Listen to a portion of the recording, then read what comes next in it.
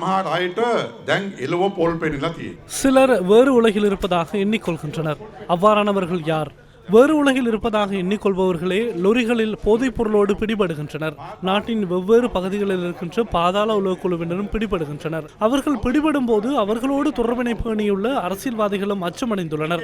அதற்கான காரணம் என்ன? தமது பெயரை பிடிபட்டுள்ள போதைப் பொருள் கடத்தற்காரர்கள் காட்டிக் கொடுத்து விடுவார்களோ என்ற அச்சம் அவர்களுக்கு ஏற்பட்டுள்ளது. அதன் பின்னர் அவர்கள் என்ன செய்கின்றனர்? சாட்சியங்களை அளிக்கின்றனர். சாட்சியங்களை அளிக்கும் போது துப்பாக்கிகளும் அங்கும் இங்கும் கண்டுபிடிக்கப்படுகின்றன. அதுவே இங்கு நடக்கிறது. பாதாள குழுக்களுக்கிடையே மோதல் ஏற்படுகிறது. இவ்வாறான நிலைமையிலேயே அனைத்து விடயங்களும் நடக்கின்றன. இதற்கு முன்னர் போதைப் பொருள் மற்றும் ஐஸ் போதைப் பொருள் விரிவுபடுத்தப்பட்டிருந்ததை போன்று அதற்கான சந்தர்ப்பத்தை வழங்கியிருப்போமாயின் என்ன நடந்திருக்கும்? அரசியல் மாற்றத்தை நாட்டு மக்கள் ஏற்படுத்தவில்லையாயின் எமக்கு என்ன நடந்திருக்கும்? போதைப் பொருளின் சர்வதேச கூடாரமாக மாற்றியமைப்பதற்கே திட்டமிட்டுள்ளனர். මේක ජාත්‍යන්තර තිප්පොළක් බවට පත් කරන්න තමයි සැලසුම් කරලා තිබිලා තියෙන්නේ.